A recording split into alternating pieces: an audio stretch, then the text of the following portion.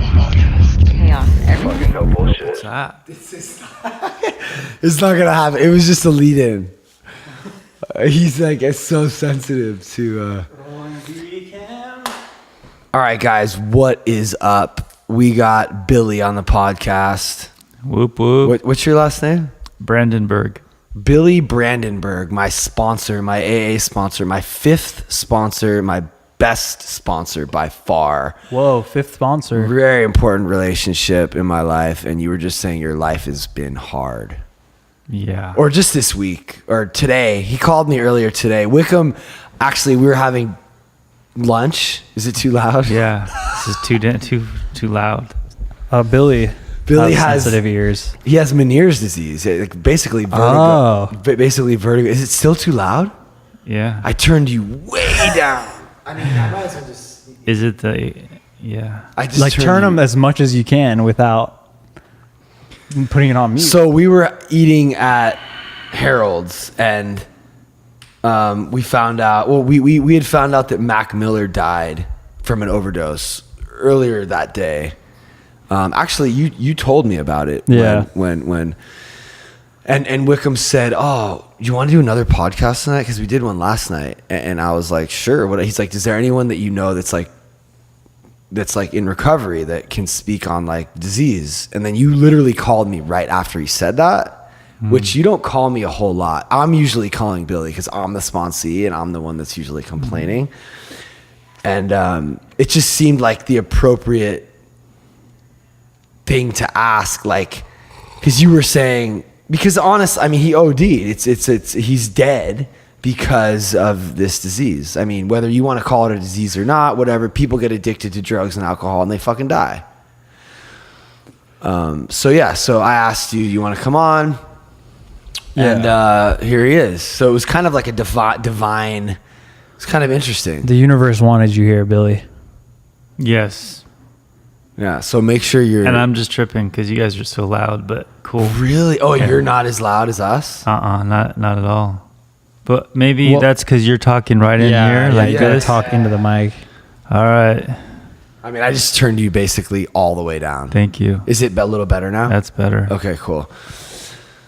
So you had a rough day and... Yeah, I tripped out and wigged out. You were the sponsor today. Yeah. Yeah, and it was good. You know, I made it. Yeah. It's usually what I say at the end of the week is, "Oh my God, I can't believe I made it." I mean, we usually make it. Yeah. We've been making it our whole lives. And Pat was talking about how today, like, alcoholics are so, like, we always think everything's the end of the world. You know? Like, every little thing's the fucking end of the world. But it's not. It's cool. It's chill. I was saying how, like, I realized Nate's not a real alcoholic because, like, the intensity is not there. I mean, it is there temporarily, but, like, for me, it lasts. I don't know if that makes any sense. Yeah, I think so. I mean, I can go from kill a motherfucker to like love and tears of joy, you know, all within an hour or something. And it's real in my head. Yeah. Yeah. So I don't know if that's normal or not. Probably not. I don't know. Who knows? I think it's normal for intense people or like sick people. Yeah, I mean, we're definitely... dating a normie has really been a good way for me to see how crazy I am. Because I remember, like, maybe like a year ago, I was like tripping and I was like planning to relapse. Not like hardcore, but I was just thinking about it and I was just like over it and I wanted to relapse, and I was telling my girlfriend and she was can you not hear me? No, you're really loud. You're way louder than Pat. Okay, so now, what about now? Keep going. Sorry. Hello? Yeah, Can you that's hear me? better. That's better. I mean, I turned them all... Thank you. It's all the way down. Thank you. I appreciate that. Can you hear anything? Yeah. Really? I can hear you just from talking. But there's nothing... Can you hear me now? Yeah, he's still really loud. I don't know. It's something with the whatever, but I'll deal with it. So wait, you can hear him, but not me? Now I can hear Oh, you. yeah, you can hear me. Yeah, you guys are still loud to me, but I'm like maybe super sensitive. I have him all the way down. Yeah, I'll deal with it. Now I'm super loud. Whoa. What up? Where's my projector cord that goes into the iPad? I'm not sure. Cool. Thanks. You brought it to the lake, so. Okay, what about now? Hello? Yeah, now it's off. Okay. Yeah, now it's loud.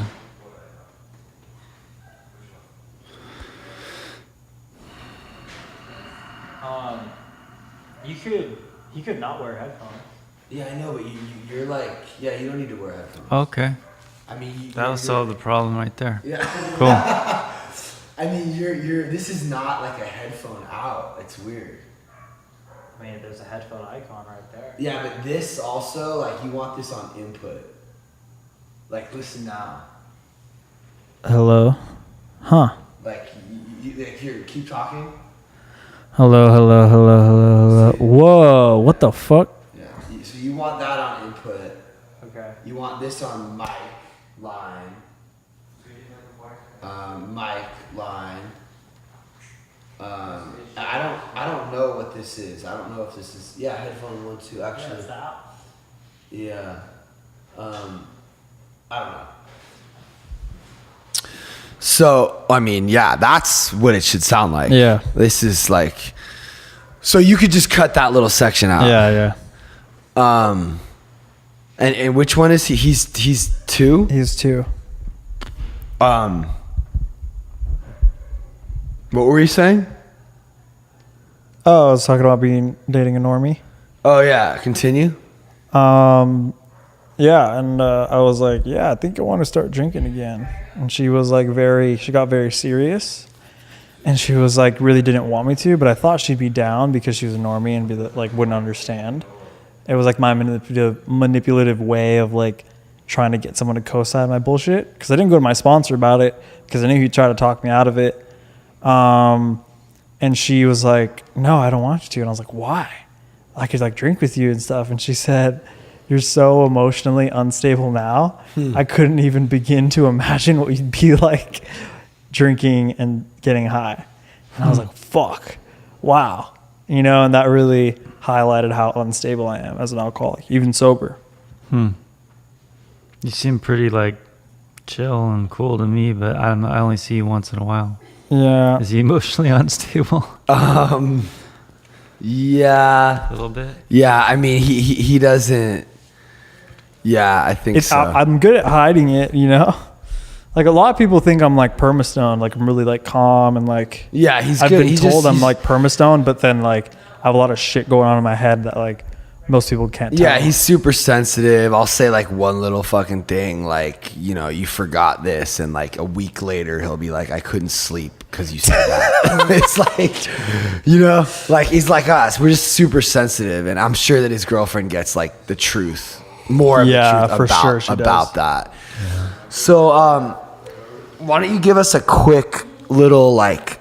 So Billy grew up in Topanga. I grew up in the valley mostly. And how much time do you And have? Topanga, off and on. 20 years, You're sober 20 years. maybe 21. Yeah. And you're in a NWA video. I am 100 miles and running Wait, for like what? a blip. Wait, what? But yeah, Yeah. that's not important. What's important is just a quick summary. I feel like I've been trying to focus more on like getting to the point, like in the podcast and like covering ground. All Like, right, let's hear it. What? Ask me a question because I don't really have much to say. oh no, I just want to hear like a quick summary of your life. Oh, fuck. I know that's kind of tricky, but like Okay. so people get an idea. Okay. Of like who you are. My parents were in the circus. My mom was a trapeze artist. By the time she got pregnant enough with me where she couldn't do that anymore, I came along, and my earliest memories are the campgrounds of Yosemite because my mom was a climber back in the late 60s. And we were just kind of, what would you call it? Like travelers or something. Most of my childhood was like hiking and climbing, and so much so that I'd be out on a climb or something, and I remember this vividly. I don't know how old I was. I was young, maybe 7, and I accidentally sat on somebody's hand, and it was so soft and felt so good because I had been sitting on granite and dirt for so long. God, that is such a crazy memory. And and then I remember looking in the mirror, and we were all sucked up because we were living off of like rations and shit out climbing. It was like no joke. They were serious climbers. I mean, Yosemite, you know, those big faces and stuff. Yeah. And somehow I just, was a little kid and I got dragged along. Wow. And like my babysitter this was back, like if you've seen that documentary, like she knew these guys who are legends now, like the guy who owns Patagonia, Yvonne or Chenard or whatever. She was friends with these people. And back then in Yosemite, you could just go and camp. And we spent a lot of time there. And my babysitter was this derelict dude, like this. Anyway, so kind of a crazy life. And my mom was, she liked to steal, and she liked to defraud the government and things like this. So she went to jail off and on, and I spent some time in foster care and here and there and homeless and, many near-death experiences before I was even 12 years old. Crazy motorcycle accidents that, no helmets, just, I don't even know how I'm alive. Guns to my head, all this before I was even a teenager. Drugs introduced, they taught me to smoke the bong when I was like 5 or 6, and they called me Billy Bong ever since. So you were just hitting the bong when you were like 7? They taught me how. I mean, I don't remember being high that when I was 7, but I remember trying to do it, yeah. Billy Bong. And I remember being called Billy Bong after that, yeah.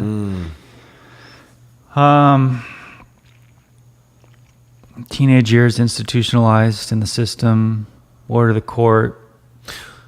Yeah, that makes sense when your kid's 7 and his nickname's Billy Bong because you taught him to hit the bong when he's 7. That's crazy. The next thing that happens is your kid ends up in jail. I mean, unless something miraculous occurs and they somehow learn the right thing when they're being taught the wrong thing. Well, seems like not the best way to raise a kid. Yeah. I don't know. I mean, my mom smoked weed with me too. My mom didn't really smoke weed though. It was my relatives. Okay, so you're in fucking, now you're in like in and out of juvie and shit. Mm-hmm. And you're just getting loaded. And you're like, what, 15, 16? 13, 14, yeah.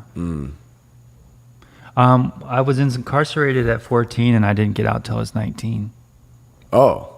Yeah. So I feel like you've told me this and I kind of forgot. It was a long period of time. And actually it was a really blessing. It was a blessing. You spent 4 or 5 years in juvie. Yeah, most of my teenage years. Not in juvie. I was in juvie, and then after a while you go to a placement. They call it like a boys' home. Oh. And for me it was fucking wonderful because I grew up like, fucking just nuts. No parental anything, and so to have structure to have that food, stuff, I flourished. Sleep. I became a scholar athlete. I joined the swim team. I got good grades, job, girlfriend, like normal things that I had never even knew what those were. That's like an example of the system actually working. It really was just, I don't know where I'd be today. That's incredible.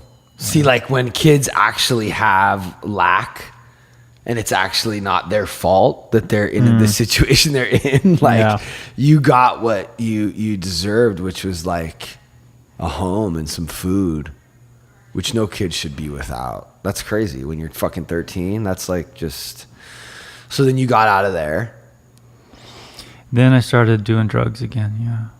And kind of just picked up where I left off and, moved to Humboldt County because that was my dream. Tried to go to school, but had no financial support. And I don't know. I mean, I've been all over the place. And then how'd you get sober? As soon as I came back from Humboldt, I knew I wanted to be sober, and I started trying by going to AA meetings. They introduced me to AA in the institution. And I knew right away I was an addict, and I really related. And so I started going to AA, and I went to AA for like 5 or 6 years, and I couldn't do it. I kept going. I had nowhere else to go. I mean, sometimes I'd even sleep in front of the AA back when they had those halls, like what are the Alano Club type places where they had meetings all day long. I would just sleep out there sometimes. Did you hear how much better it sounds now that the AC just turned off? No, You didn't notice that? No. So you were like going, but you weren't really ready to get sober, but you were like hanging around the meetings. I guess not. Yeah. There's a difference of like really wanting to be sober and just wanting the pain to go away. I mean, right. It takes a lot. I don't even, for me, it's like a divine miracle. I don't know how people get sober or how they do it. It's almost impossible, it seems. But you did. I did it. So you spent 5 years. So years. did you, and so did he. Yeah, but you spent 5 years hanging around. I kept coming. Yeah, I kept coming. And then something must have happened. You don't really remember exactly what that was? Well, I know. It just sounds like a lot of boring stuff, though. But yeah. No, I want to know. Some people might think it's boring, and then they can just change their thing. Fuck them. I don't give a shit about them. I mean, okay. I care. I don't not care about them, but they don't need to listen. But I think if one person hears this and gets help or decides maybe they want to actually try getting sober, one person, is it not totally worth it? That's what it's all about, isn't it? I mean, dude, like I've already had like fans hit me up talking about like, that helped me so much, that podcast, that recovery podcast, or this chick in Vegas I know, it was like a meeting for her, so I do want to know what happened. What was the difference between you spending 5 years not doing shit? Well, I guess you heard some shit probably in the meetings, but then you at some point were ready. So AA was another one of those things. It was God sent, and I would go back to the meetings and see the same people. And even though I didn't know anybody and I was really shy and quiet, it was just so reassuring when you come from complete chaos off the street and you go into a meeting and the same people sitting in the same places. And it was like the only refuge that I had. And I just kept coming back, and I finally got about 9 months and was working steps with somebody. And you know how the mind is, it's like it wants us to be using. So I decided that, I needed to have 2 jobs, a girlfriend, and go to school, and all this stuff was really important. And someone told me, look, if you don't make AA number 1 in your life, like for real, you're not going to be here.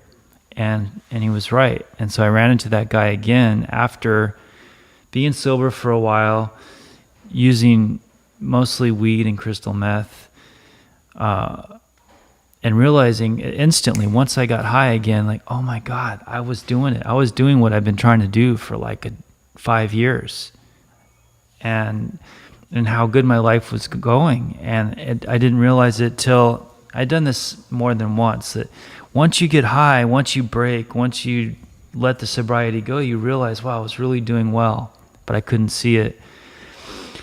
And I saw this guy, and he became my sponsor, and he's like, okay, AA is number 1, becomes before all else. Sobriety is number 1, and number 2 is when you go to a meeting, you got to sit through a meeting, you show up early, and you stay till the end out of respect.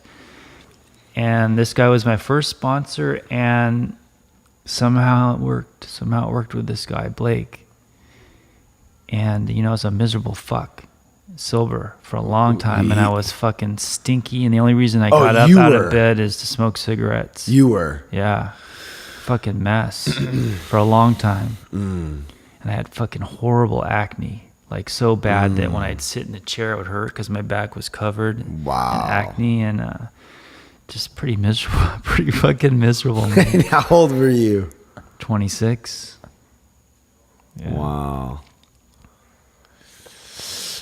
And now you got time and you're sober, and that's good. And Mac Miller just died. Yeah.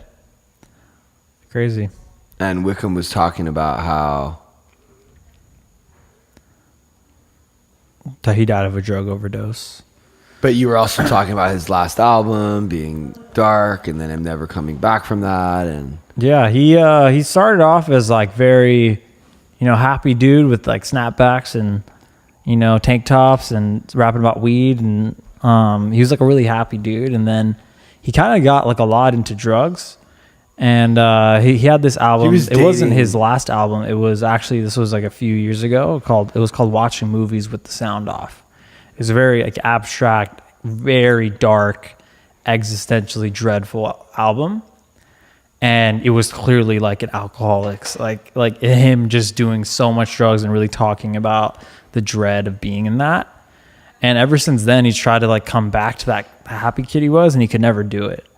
And it almost like fucked him up for a while. And then like even his last album, I don't think it was that good. Because he's like permanently different, and he's been on this downward slope ever since then. And he was dating Ariana Grande, and then she broke up with him and got engaged like 3 weeks after, and now he's dead. I see like this. We talk about this a lot when we do step work and shit, or just when we talk. It's just this humility thing. It's like, how do you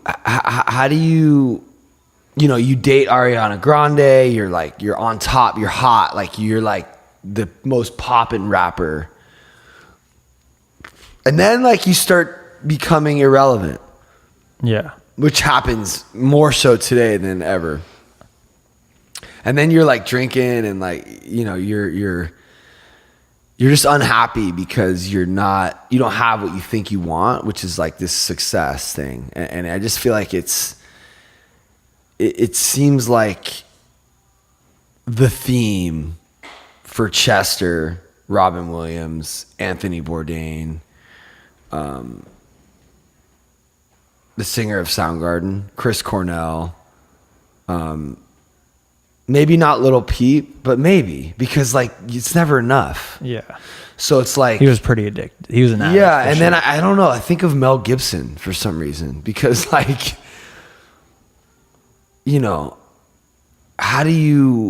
I just feel like people don't understand how you could have so much and still not be happy without drugs and alcohol. Yeah. I mean, I understand that. Do you get that? I think people get that. I think people know that money just makes you happy. Parents definitely don't get it.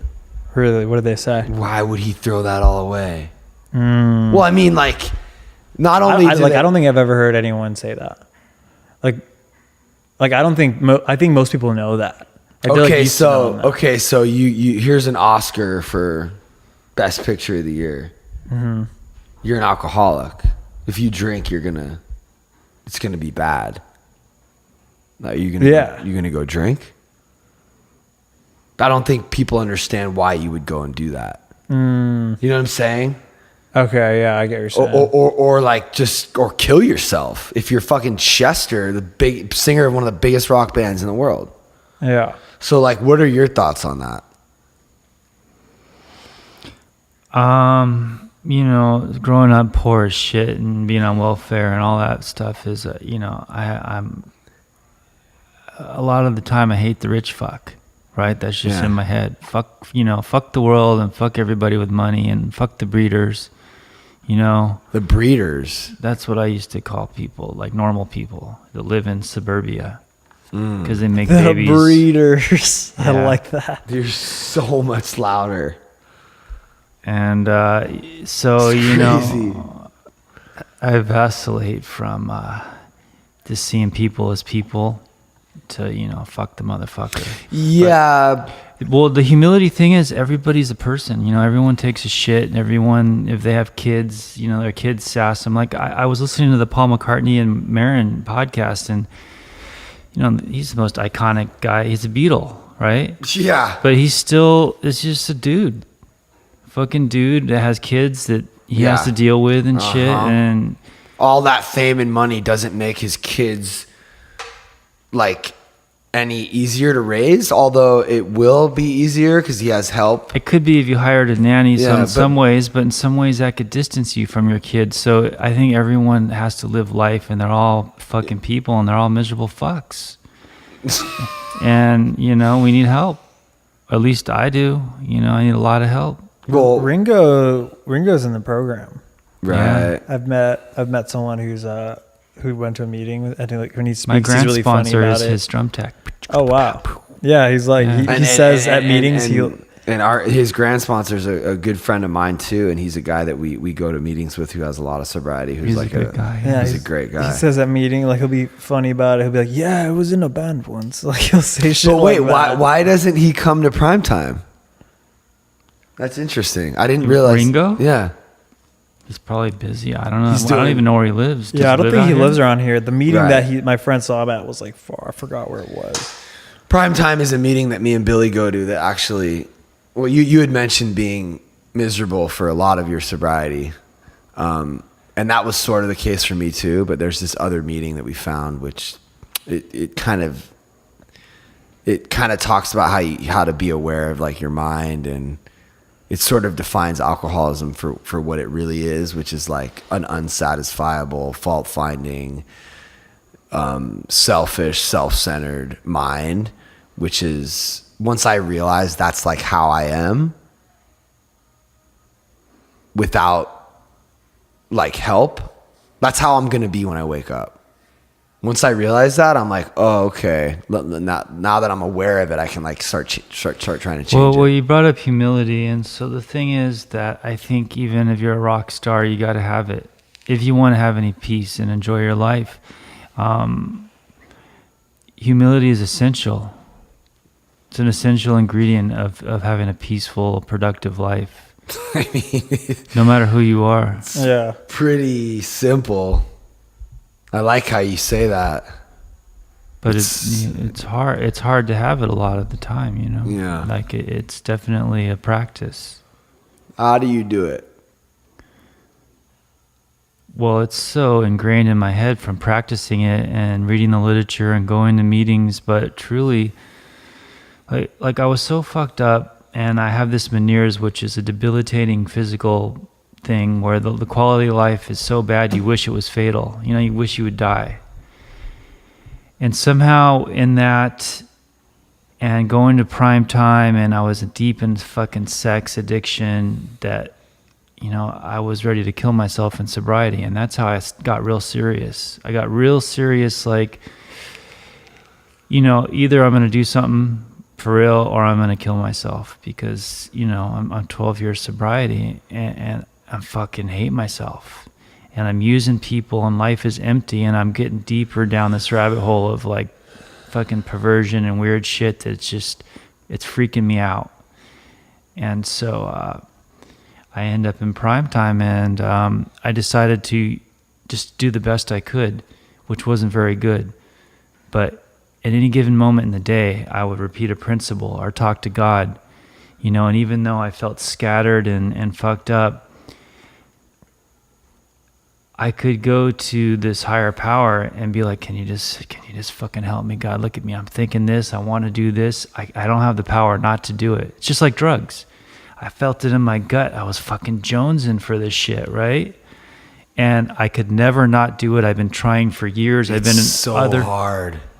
I could feel it twist It's physically. like you like, if I want a cigarette at night and I don't have any, I'm just going to get one. Yeah, you're gonna do it. I just, it's so crazy. And you'll even drive an hour if you have to. I'll to get drive. it. Once my mind is set on the thing that I want, whether it's a cigarette or a hit of weed or a shot of dope or success in the music industry or to be a big famous director or whatever it is, once I get my mind set on that thing, I gotta fucking have it. And I'll do anything it takes to get it. Yeah, so that's where I was at, and I'm like, God, basically, I remember this. God, if you're for real, if there's really a God, if this thing they're talking about in AA, if this is real, then you got to do something, because I'm gonna go do what I always do. I can't not do it, and I didn't do it. I didn't do what I always do, and then I did it again, and again, and I started to realize it's so subtle and so quiet. It's not like a loud, it's not like a wham bam, thank you ma'am type thing. It's like a subtle, like, wow, that worked. So subtle that the next day I could forget that it worked. That me going to God for real, like soul to soul, really worked. And I started to realize this is working. And even though I had this horrible physical problem and, you know, I was just riddled with all kinds of neuroses and sex issues and whatever, somehow doing that and building this relationship with this power greater than myself, I started a business and I got married and I have a family and all these things that I thought were never, you know, I was in my 40s and I was broken, like physically, like a lot of the time I couldn't even barely get to the toilet, which was only like 15 steps away because of the vertigo from this illness. And basically I just thought it was all over. And somehow 5 years later, my little daughter's crying when I came here because she wants me to stay. You know, she's out there in the parking lot with mama, like crying, where, you know, come on. She was sad that I was leaving.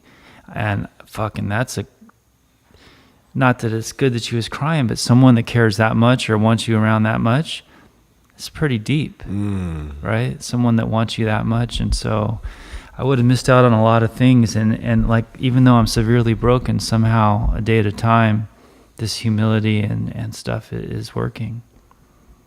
And, you know, Pat helped me with start my business off and now it's supporting us and, you know, all kinds of stuff that, you know, I never kept a job. I said, fuck you to every single job and just walked off. I didn't even collect paychecks. I'm just like, fuck you, I'm out of here.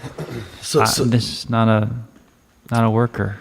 Yeah, so that's the thing is like, we all have this rebellious nature.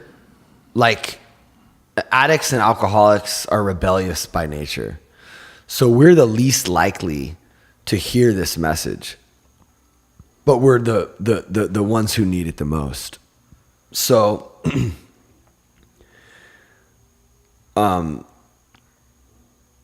we rebel against the idea of anything we hear, especially God. So like this God thing is weird. Like even just saying the word, like people that know me, like I'm not that dude. And I've always thought dudes that were that dude were like not cool or like they corny. They didn't get it, right? So in you too, I'm sure, Wickham. Oh, for sure. And then especially you, Billy. You were like what? Like what did you think about like God? I mean, and I don't want it to sound like we've been converted. Because it's like different. It's like, how do you explain? Well, here's the God I go to. So when I was a little kid hiking around in the mountains in Topanga Canyon, and don't get me wrong, there was a lot of magic in my childhood. Like it was different, but how many kids spend, you know, almost every day hiking through the mountains or at the beach or somewhere amazing? I mean, not yeah, many. that's there's something there. So I remember feeling like that's the God. When I felt that joy of being in nature as a kid, that's like how I see God. It's not religion and it's not EAA, and God is. So yeah, I'm a fucking anti-Christian and I don't like religion, and then I vacillate from fuck the breeders and the fuck the rich fucks and fuck the religion to thank God that there is a God, because I would be completely fucked. And, you know, thank God there's normal life, and thank God I got to be a breeder, because it's really, for me at this point in my life, after sowing many wild oats and trying all kinds of shit, I realize it's all empty. And for me at this point, there's nothing better than having a kid and a wife. So, and it's all only possible by a God, and you know, it's a choice. I choose to believe in a God. Yeah, and it's like you said, there's that one time that you didn't know what to do because you were going towards the porn or the cigarettes. I was going down hard, and I don't even want to get into it that much. But we've all got our fucking rabbit holes, right? So we all have our things, and you couldn't not do it, but you just kind of like let go a little bit, and you were kind of just like, all right. I give up. sort of, right? Yeah. It's almost a surrender. It is a surrender. And it also, you feel small and humble when you do it. And I don't know what it is. You can call it whatever you want. But that ability to like let go and surrender and just not do the thing that you always do, you assimilated that to a higher power or a God. And that was like sort of the beginning of your faith. Yeah, well, that's where God is, in the surrender. And when I say surrender, it's not like, oh, please take the pain away. It's like, God, your life is mine now. If I die right now, and that's your will, then your life is mine. And my kid gets run over by a Mack truck, your life is mine. Like when I tell you, die to self, like really give it all over. Yeah, that's very hard to do, but that really is. And it's got to be for real and pure in yourself, and only you know if you're doing that. So that's where the peace exists, in sobriety, and I feel like out too. And that's kind of the bigger, that's really what prevents people from really getting this thing, you know. And this all started with like, you know, the Mac Miller situation, because it's really sad to have lost someone like that, but we've lost so many people like that. And and the reason that I wanted to talk about this is because we're talking about a real solution that has saved all of our lives and that is out there, and it's available to anyone who's struggling with drugs and alcohol. Yeah, I have a story. So when Kurt Cobain died, it really affected me, because I was going to the outpatient at the rehab that he was in. Whoa. And the guy from the Butthole Surfers was there, and somehow I had a connection from the coffee shop I was working at, and the lady would take me there. I didn't know who anybody was, because I'm not aware of celebrities that much. I just don't know who the fuck they are. I mean, Kurt Cobain, I knew his music, and Gibby Haynes, I didn't even know who he was till I told a friend, and he's, oh, that's a, you know. The Butthole Surfers are incredible. They've influenced so many people, and they're so I just dope. thought he was an interesting dude, because the way he talked. And, and he had no shoelaces in his shoes. And he just was like an interesting guy. Yeah. Like, and so Kurt Cobain was in there, but I don't mind the sun sometimes, as easy as it shows. I can smell you on my lips and taste you, or in my nose. Who would name their band the Butthole Surfers? That was the first thought I had. It's really. What did he say? The dude is fucking crazy, but like super influential. Continue. So Kurt Cobain jumped the wall. He didn't go to the meetings. He was in like the detox or separated. But he was there at the rehab. He jumped the wall, and he was dead like 1 or 2 days later. The rehab you were at. I was going to as an outpatient. I was going to the meetings. You know how they have meetings in those places? So did you see him? No. But you knew he was there. Somebody, Gibby or somebody told me he was there, yeah. Yeah, so I mean that's what. Or I maybe heard it in the news or the media or somehow. Yeah. But I mean that's what we're talking about, like, you know, Scott Weiland, Kurt Cobain, all these people, and there's so many others that we never even heard of. But it's like, you know, why did he hop the wall? You know, he wasn't. We're probably just talking about it. It's probably fucking jonesing, man. Yeah, but like he wasn't Ready. We're rebellious. I mean, who's more rebellious than Kurt Cobain and defiant? Right. I don't want to fucking hear what you're talking about. Yeah. You can't tell me shit. What happens? You start feeling a little better. A little bit of the pain goes away, and then you're like, you can't tell me shit. The ego has recuperative powers. You hit your knees because you don't want to do drugs anymore. You get a couple days sober and you think you fucking know what you need to do. And it's very hard to keep that humility. That's why when we were talking to Didier, it was so cool to hear him talking about how this Lyme disease like helped him get humble. Oh yeah, I like that one. That's that one, yeah. Because I can relate to that. Yeah, like he has, like I've never met anyone that has more humility than Billy, and it's sort of what I look up to that in him. And just talking to you on the phone sometimes, like I get a little bit of that, and I remember like what life's all about and what the key to happiness is, or peace really. And you know, sometimes we need something to bring us to our knees, you know? So it's like the pain is the cornerstone to growth, and like pain, we see pain as something negative when really on the other end of it, it's like, it's a gift. It's a gift. I don't often look at it that way, but sometimes I even look at the veneers that way. Like, there's no way I would be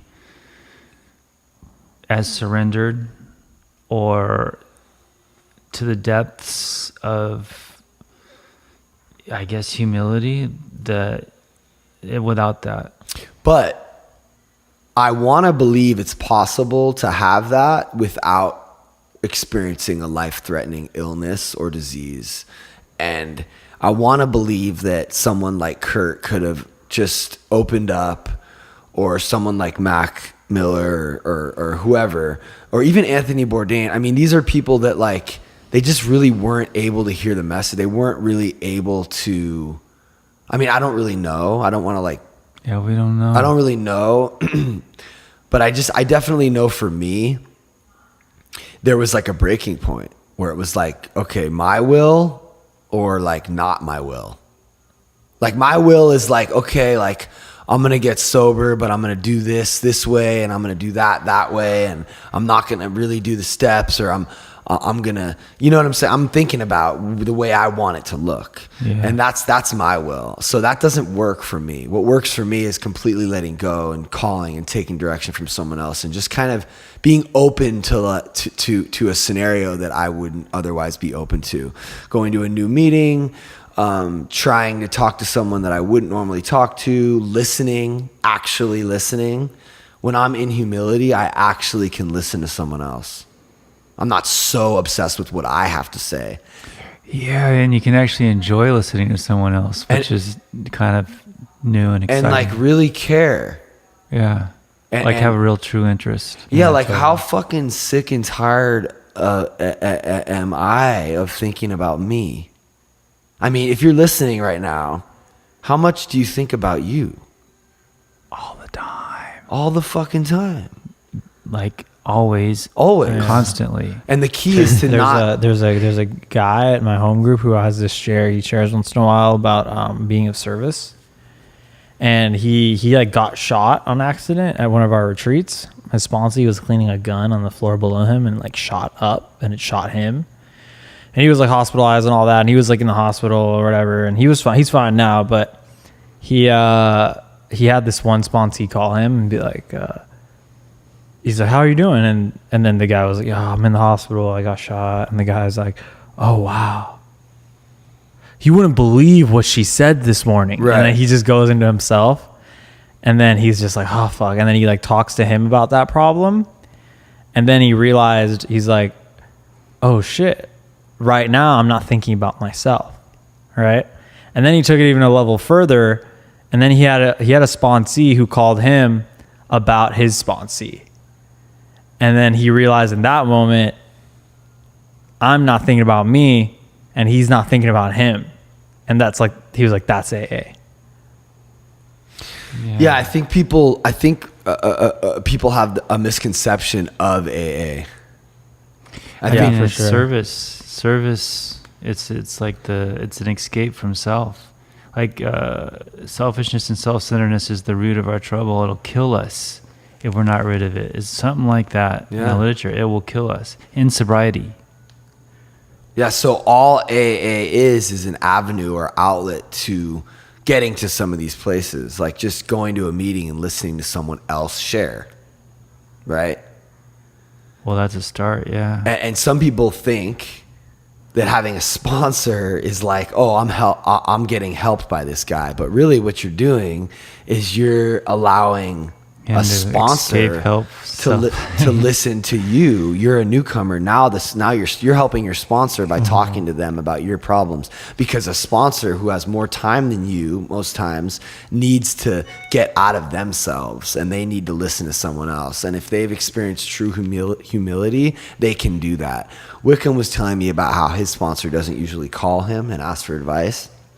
And I was saying that's one of the things I love so much about you, Billy. Billy called me, his sponsee, to get some advice, to talk to another alcoholic today, because you have enough humility to admit that you're fucked up. You're not perfect. Well, I don't have a sponsor either because he disappeared. But yeah. Yeah, but it's. I mean, we both have like a good amount of time. Yeah. But, No. Sometimes the roles switch for sure. I appreciate that. Well, yeah, me too.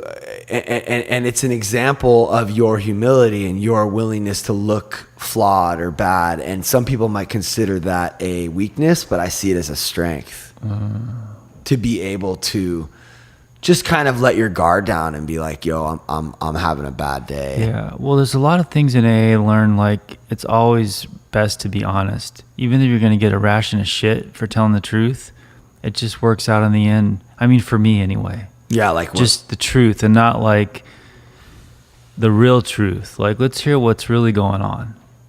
You shine a light on that. Are you starting over? Yeah. Yeah, shine a light on the truth. Like when I did ayahuasca in sobriety, and it was a big question of whether to share about it at our meeting, because like our meeting is pretty gnarly. And we kind of decided that I wasn't going to share about it. But then I just did. And they asked me to fucking speak the next week. Isn't that crazy? So what did they say about Nothing. that? Huh. Nothing. No one has said anything to me. And I built this whole thing up. That's another thing is we just went on this trip to Lake Mead, and it was so incredible. I really want you guys to try to come one time. We're going to make an annual trip out of it. I mean, bring summer, whatever. This is going to be an ongoing thing that we're going to do every year.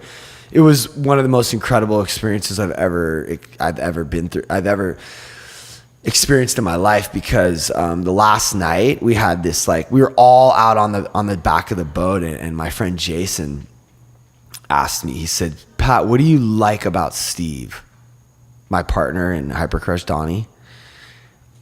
Right in front of everyone. Like, what do you love about Steve? Let's just imagine that. Was he there too? Oh, he was right there. Oh. And I'm like, okay. Huh. That's interesting. Yeah, then what happened? I just said, like, you're super smart, you're really like cool, like you're open, you're loving, and like you're talented, and you've just always been like the cool guy, you know. I just got honest about all the things I love about Steve, which there's so many cool things about him. And then it moved like to me. Oh, and then everyone went around and said things they like about Steve. And then it moved to me and everyone who was there, 15 people that I grew up with, but some people that I had just met, like, well, Jack I've known for like a week or two, but like we've now been on this trip together for like 3 or 4 days. So some of the people that didn't know the other people before the trip have gotten to know the people, not like on a deep level, but enough to be able to like give them some affirmation, and like, and it just turned into this incredible thing where like everyone was, you know, expressing the things that they thought about other people, positive affirmations and strengths. Like Tim was with Ange for a long time, and Tim says to Ange, like, you taught me how to love a woman. And everyone started crying. Whoa. It got like really deep and dope, and like I felt like high for a second. That's some high level shit, dude. Yeah, it was really cool. What were we talking about right before this that made me want to say this? Wait, keep going though. Let's hear more about that. I mean, this is why. Because right before we were talking about this, I was thinking about how we create shit that's not real. Like, you know, I created this idea that they were going to freak out about the ayahuasca thing. Oh my God, I had this whole scenario in my head about what they were going to think, and then even like when right after I shared it, I was like, oh my God, I look like such an idiot. They're going to think they're going to think but all these things going through my mind. And so the reason that I thought about the affirmation circle is because Steve started doing one on Jason, our friend Jason Evigan, who's like sold 20 million records. He wrote the new Maroon 5 single. He did the new Selena Gomez single. I was in his first band. He's like a cool kid that we all went to middle school together. And Jason was saying how Steve was like this cool kid that came from the Valley who would show up late to school and smoke cigarettes on campus. He had a mohawk. He wore Sex Pistols shirts. This is Donnie from Hypercrush. And we all thought he was super cool. But he thought that he was less than. And like he came from a dysfunctional family. And he always thought that we pitied him. Whoa. When the reality was that when Steve came to hang out, it was like, dude, this is like the dopest kid. We want to hang out with him, right? Wait, Steve or Jason? Steve. Oh, Steve. Okay. But Steve the whole time thought like that we were just pitying him. Whoa. Because he came from this super fucked up dysfunctional family. And like, I mean, his dad was like literally moving from house to house. I always felt that way too. Right, but you're like cool. It's just weird how and then Steve was telling so then Steve started talking about Jason and how Steve thought Jason was the cool kid. And Steve would go over to Jason's house and his family was super loving and they were like open and honest, and like Steve always felt privileged to he was telling Jason like, I always like loved hanging out with you, and to be honest with you, we all felt so lucky to have Jason on this trip. And he started crying. Who did? Jason. Because he felt privileged to be on the trip. Because we're still the cool guys. And Jason and Victoria, his wife, talk about how when me and Veronica go over to their house, they feel cooler when we're there. And it's just so weird how we have such low self-esteem and we think what we think other people are thinking about us is so off. It's so wrong. Maybe it's right, maybe it's not. It just doesn't matter. We just need to be ourselves and bring love and positivity and humility and courage and faith into all situations. And that's all that matters. And it's just it was such an incredible like display of like how warped and how off our perception is. For like 20 years, we've thought these things about each other. Yeah. Jason and Steve and Steve and Jason and me and Steve. And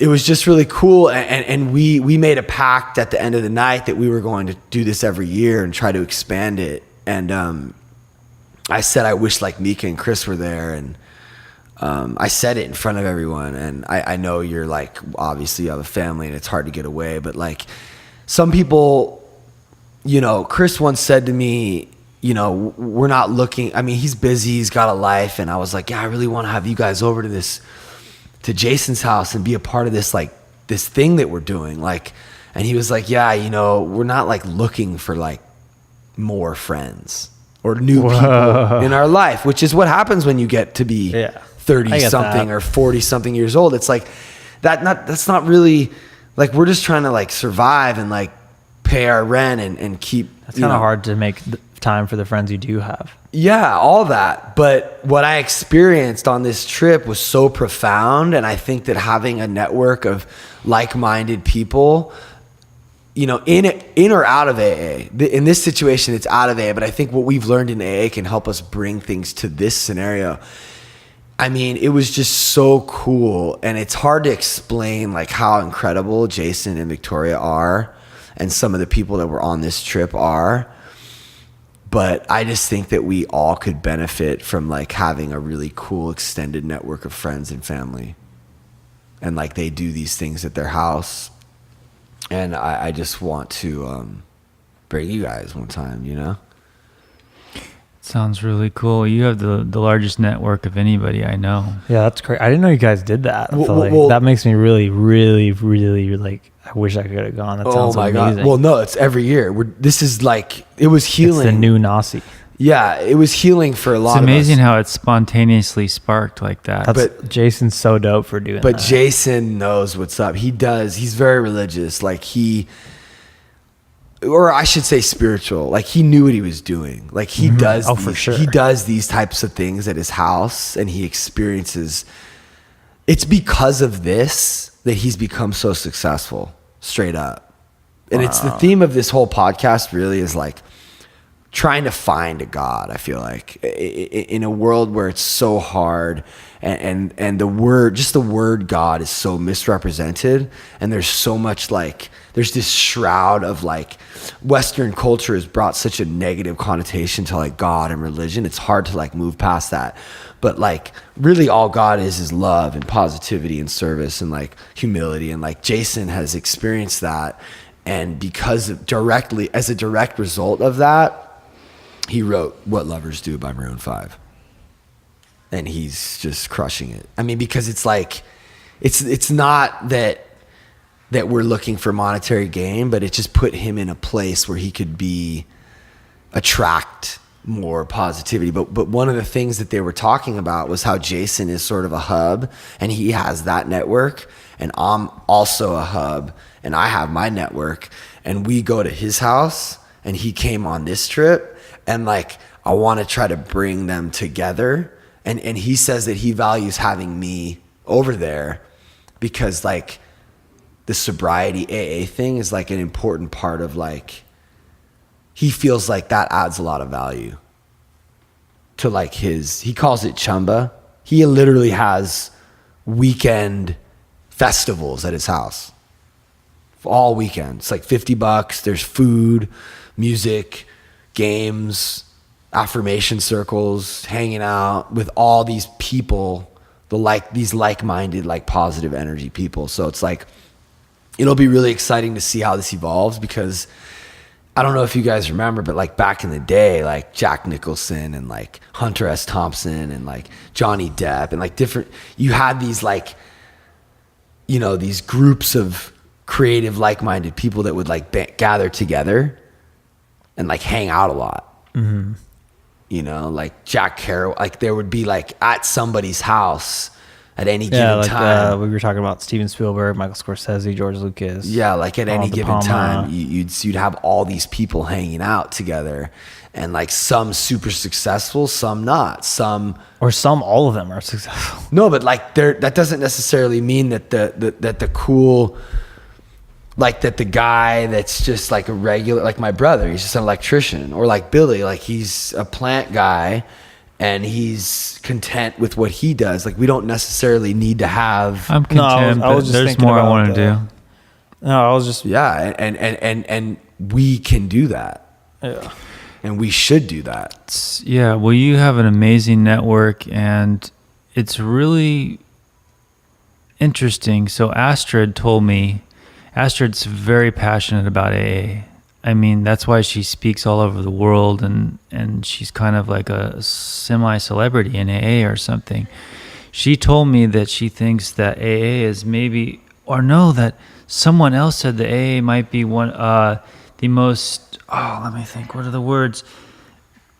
Profound spiritual revolution in the 20th century or something, maybe sparked by AA. 100%. And perhaps even all this now, even Joe Rogan talks about being kind and all these principles, maybe they sparked from AA, because there's so many people in AA, or maybe they're coming together, they're on the same wave. Yeah. But it's beautiful, because it turns out, me being fuck the world and I just want to die and fuck everybody, it turns out even me and you, that fucking love and peace and kindness are super powerful. They give meaning to life. Yeah. Like life is not worth living without them. And networking, or I call it a tribe. I don't have any family or anything, so being connected to you, I mean, you've become family. You and my 100%. friend Jordan, I have a small family, and Astrid, but I don't really have any family besides that, or any network. Yeah, we are family, and I do believe that I have this tattoo, family ship. It's basically like friendship, but like family. And I don't know, I've started businesses and bands with my friends, and I mean, we become family. I mean, Tim it's a strength and a flaw of mine, I think. I don't really want to see it as a flaw, because I believe with enough communication and honesty and humility, you can have joint ventures with friends, and you can be fair. And if all the attitudes are right, like, we will all flourish. I'd like to believe that too. Yeah. So I mean, I think I also would agree that AA is like,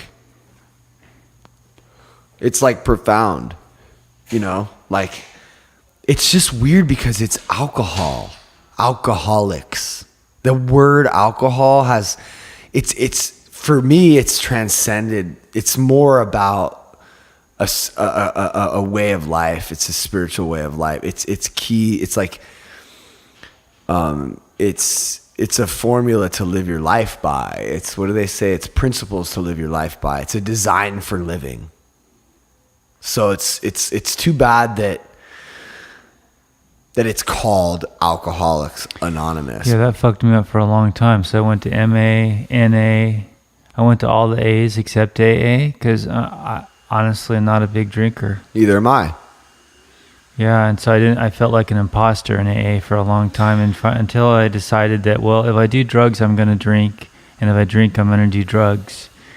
And then I decided, so that makes me an alcoholic. And now I realize that it's a mind function. Alcoholism is just a title. It's what it's called. That mental illness is called alcoholism. It's a little bit weird and tricky, yeah. Yeah, I don't know. I feel like it's sort of like one of the first things that I would want to translate to someone who's new. Because the other programs just didn't do it. It's like the meat and potatoes. It's the original, and I couldn't find my way in with all the junkies. Can and you close Veronica's door and tell her that her hairdryer is really loud? MA is a little bit washed down and whatever. AA is the shit. It worked. That's where I stuck. I don't know. I guess everyone has their. I'm sure there's people in NA that really love NA and all that. And I like them all actually, but how do you explain to someone like it's this new religion, but why alcohol? Why alcoholics? Because that's like sort of how it started. That's what we have in common. I don't understand the question. New religion. Well, you're saying that it's profound, like the effect that it's had on like our culture. Oh. So it's almost too bad that it's being pigeonholed into like. Oh yeah, Astrid goes on further to say they're going to look back and this is the beginning of it. This is the infancy. They're going to look back at us and we're going to be like historical figures in AA, and that she has this big grand concept that I had never even considered. Sorry to interrupt, but who's going to be historical figures in AA? Us. We're we're the founders. We're like in 100 years from now. We're this very young still, and we're talking about how AA is more than just a way to get sober. It's a design for living. It really, yeah. That everyone can benefit from. And Russell Brand is starting to like open up some doors and starting to explain the principles and how it can be effective for normal people. And Astrid, and I mean, not that we're not. Well, fucking, it's pulled us out of the fucking gutter, dude. Like, broken out of the gutter. You know, Astrid was a prostitute and all that stuff. And now we're like living good lives. Yeah, but that's the thing. I feel like that's where we have commonality. Whereas someone who's not in the gutter, but just not happy, can also gain it's the same from principle, it. Yeah. And that's where I feel like we need to try to figure out a way to express these ideas and principles to people who have either accepted a lower bottom or aren't in dire straits. The only thing I wonder is because the entry requirement is profound desperation. And I don't know a desire to stop drinking or using. And a desire to stop drinking and using. But what if your desire is to just be content or peaceful? I don't know if you'll go to the lengths of giving up everything you think you know for something else, falling backwards into the abyss, surrendering completely. I don't know if you'll do that. But I mean, people do it with like religion all the time. Do they? I don't know. My friend Jason did. He was experiencing, this guy who we're talking about, he was in a dark place, but it wasn't because of drugs and alcohol. I mean, they may have played like a small part, but he's never admitted to being an alcoholic or a drug addict. And he's still like, you know, will experiment with stuff. And it's like really what it is an avenue to finding like something other than yourself, some kind of other power. I mean, that's at the end of the day what we're trying to do. In the program, in AA. which is why it's so hard, because that's like the one thing that's like the hardest. After you do all the steps and you're sober for a while and your life is better, if you haven't found that thing, that higher power thing, it's going to be really hard. It's not going to work the same way. I don't think so. I have heard of people who don't have, what do they call them? What are Agnostics? people? No, not agnostic. That don't believe at all in God. Atheist? Yeah, atheist in AA, but then they get up here and share, and they believe in a God. It's just not some religious God. Yeah. So I don't know what I don't know how people do that. Like I've actually heard people who say they're atheists in AA, and they're like they actually just don't have a God at all. But they do, and it's crazy. I don't understand. But then maybe AA is their God. Something is their God. They do. It's just not. They're just not calling it God. It's their ability to like be positive and humble and intuitively they have enough discipline to let go. Maybe they have God and they don't even know it. Right. They're just not calling it that. Right. They want to be unique or different. Like I remember when I stood up in the beginning, like, and I was at Liberty House, they were like, "You need to stop saying you're an addict. Just stop trying to be different. Just say you're an alcoholic." Oh, right. Yeah. Even though I didn't have an issue with alcohol, I would stand up and identify. That's why we would say addict, because I felt like I wasn't a big drinker. It's hard to say I'm an alcoholic when I didn't drink that much. But to understand alcoholism is to understand that it's a disease that centers in my mind. Yeah. And it's a flawed mind that has been warped through years of using and not experiencing emotional pain or not growing emotionally, but compounded with the fact that I was maybe also born with this or had it before I started using. And there's still a lot that's unclear. Except for that we know that our minds are broken and we've accepted that. Yeah. It's more will be revealed, I think, as time goes on. And it's just interesting to have just been listening to the Elon Musk podcast with Joe Rogan and how they're talking about like integrating humans with AI and how we're basically already cyborgs right now. With the phones? With the phone. And it's just going to be really cool to see how the human race evolves. Yeah, if we make it. Yeah. I mean, I think... What do you mean if we make it? I don't know. I mean, there's a threat of a pandemic, there's threat of pollution, there's threat of global warming, and all these scary things. And I try not to dwell on scary things because it just makes me feel bad. And maybe it's all fine and good, but maybe not. Maybe, there'll be a big die out and they'll start fresh again. Yeah. But yeah, I hear you. It's interesting. Yeah, it's super interesting with technology. And it's advancing so much. I mean, 20 years ago? Was there cell phones 20 years ago? I don't know. But no.